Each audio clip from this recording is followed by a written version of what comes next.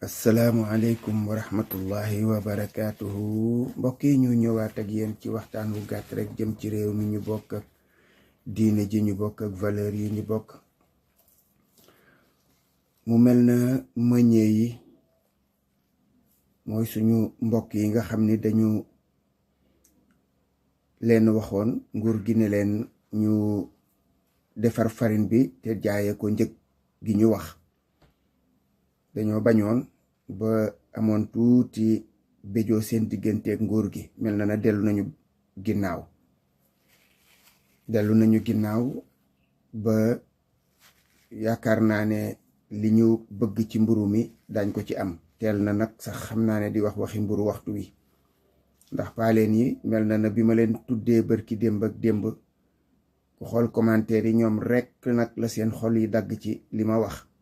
ma jëmbal nag laa doon wax ne Fall la sant wala Mbeng wala Gay waaye loolu laa gis nag xam naa ne da ngeen di gën a continuer di xuloog man rek waaye ma comprendre rek ne xam naa ne mburu mi ñu wàññeegul moo leen xawoon a déranger incha allah dañ ko wàññi ba lay gën a yàgg bu ko defee ngeen giif tuuti te dégg nga dal leen rek te muñ incha allah man moom du ba seen problème mburu mi mooy seen problème.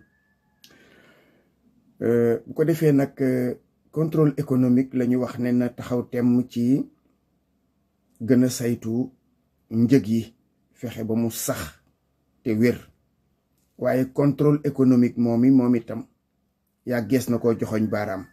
defe naa ne li may wax xam ngeen ko ndax ñoom ñoo wër di wàcc ci boutique yi di xool njëg yi nga xam ni moom la ñuy jaay ci boutique yi ndax njëg yooyu jaar na yoon. contrôle économique moomu nag ñoom it nit ñi wax nañu ne daan nañu fi dugg ci ay boutique di laaj xaalis borom boutique yi di leen sëkkatal kon loolaat lu jara lijjanti la. li war nag mooy njëg yépp yi nga xam ne moom la ñu homologué njëg yi nga xam ne lii la nguur gi wax ne moom la nguur gi da koy bind du ci bàyyi benn nag. su fekkoon xorom wàññi nañ ko war nañ ci bind xorom nangam lay jar taf ko ci biir boutique yi. buñ ko tafee ci biir boutique yi citoyen yi xam ne lii mooy njëg gi ku ñu ko jaay te lañ la jaay du dëgg du yoon nga def ci biir boutique bi ngay taxaw wala ci buntu boutique ba bu la ko boroom mayul filmer ko dugal ko ci TikTok bi wane ne boutique bii li muy jaayee du njëg gu normal. réseaux sociaux yi rek lañu lépp la réglé. demal nga buñ la jaayee njëg gu normalul wax kook ki la jaay ne ko danga may jaay lu normal parce que njëg gaa ngi nii ñu affiché. loolu nag nguur gee ñu ci mën a dimbali. boutique bu ne nga taf fa njëg yi buñ la jaayee lu jaaduwul nga génn ci buntu boutique bi taxaw daal ne boutique bii de njëg sàngam la ñu waxoon ne moom la ñuy jaayee nangam jaayewu ko loolu. léegi nguur gi jël ci ay matukaay yu bokk la xëy na sax contrôle économique police lañ fay yebal wala gendarmerie ñu lijjanti ko. loolu benn bunt la boo xam ne bii bu ñu war a jaar nag contrôle économique nag soppi jikko. su fekkee ne lañ leen doon waxal dëgg la ñu bàyyi nag mbuxum mi dox ci suuf te doxal liggéey bi normal loolu moo war. deuxième tomb bi ñuy wax mooy Mame Boye Diao ak Souleymane Jules Diop ne ñooy mën naa am ñu randatu di rongolaasu ba ñëw Pastef. waaw bu ñu ñëwee Pastef yaakaar naa ne ñu bari daañu génn Pastef moom loolu moom su yóbboo ngeen teel ko xam léegi ñooñu mbalit lañu. mbalit nag kenn du ko bale di jëme sa biir kër da ngay bale jéem a génne yóbbu ca sën ba. loolu moom bu yóbboo ngeen xam ko léegi teel. mbalit mi daal moom saa yu ngeen ci jëlee nit ñi dañ leen considérer ak comme ab sën lañ leen di considérer. bu yóbboo ngeen xam ne am na ñoo xam ne ñoom persona non grata waruñoo kenn war leen a yaatal ci sa bopp. suñu wax nag tey li ci ëpp importance mooy waxi Binta Diallo ab journaliste la woon. xëy na titre baa ngi fi ba tey waaye mel na jamono yi ñi toll moom amulum xëy. loolu nag dana jur ay frustration ndeysaan. am yeneen forme frustration itam yoo xam ne xam naa ne ñi amum xel danañu xam ne mi ngi koy dund ndeysaan.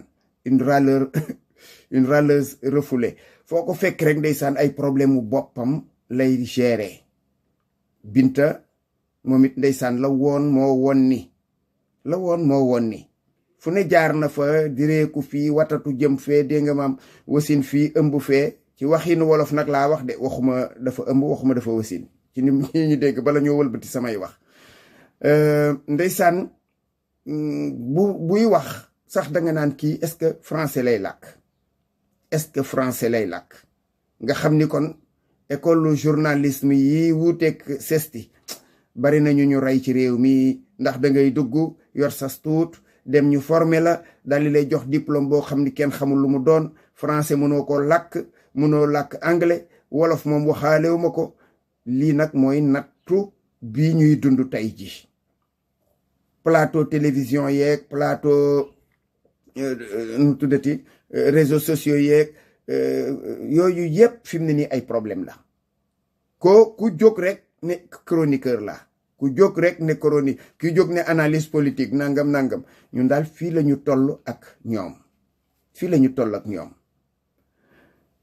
Binta nag gis nga li sa problème danga koy kalaame suñu borom tabaraka wa taala parce que li la dal lépp moom la amul lenn loo xam ne lii jóge na ci nit bu dee ci sa vie personnelle loola yaa jàpp sa dund jaxase ko sabote ko di dunde na la neex ba loolu tey ji jeex na su boo nga jéem a góorgóorlu jéem a seet foo mën di amum xëy loolu su ko defee ngay force wërsëg mu lew nga koy jéem a jaamoo yàlla ci li des ci sa dund parce que nag dootoo gune boo nga góorgóorlu te xam ni le temps ne t'attend pas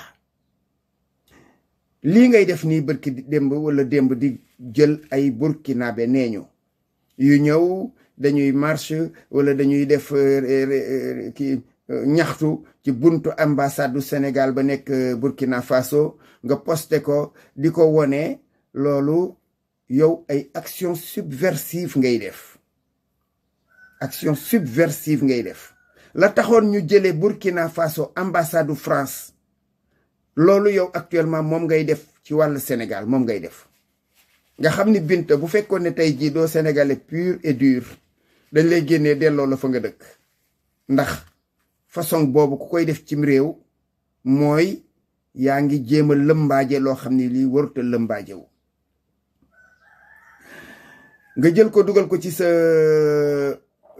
profil mu tasaaroo fu ne nga dugal ko fa yooyu façon réew mi yaakaar naa ne changé na changement boo xam ne bii ku fiy def yu mel noonu subversion ragal naa ne daa nga am leen teg yoon parce que waxoon naa ko fi répété ko fi fa suñu yéene di bàyyi nguur gi muy mbaañaxe citoyen yi di leen xañ seeni droit ak di leen noppiloo ci lu jaaduwul lu jara wax nañ ko wax waaye nag am na yoo xam ne yii dafay yëngal am réew dafay rëng-rëngil ay relation diggante réew mi ak yeneeni réew loolu képp ku ci dugg da nga am leen teg yoon te loolu nag bu yóbbu nga sóoraale ko te la ma doon wax rek luy dox sa digganteeg ñu réglé la amul lenn luy dox sa digganteeg ñu réglé la li ci des nag dama koy wax ci français jëmale ko burkinabé yooyu nga xam ne ñoo doon manifester les burkinabés qui manifestaient devant l'ambassade du Sénégal au Burkina Faso. J'ai vu quelques, comme on dit, deux tondus et trois pelés qui se réclament du peuple, qui disent c'est le peuple burkinabé nangam nangam. Et ils menacent de fermer l'ambassade du Sénégal comme ils l'ont fait avec l'ambassade de la France. En fait, ce ne sont pas les Sénégalais, les Burkinabés eux-mêmes qui ont fermé l'ambassade de la France. C'est l'État du Burkina Faso qui l'a fait. C'est l'État du Burkina Faso qui l'a fait. Donc, le peuple peut revendiquer, mais c'est l'État qui prend certaines décisions.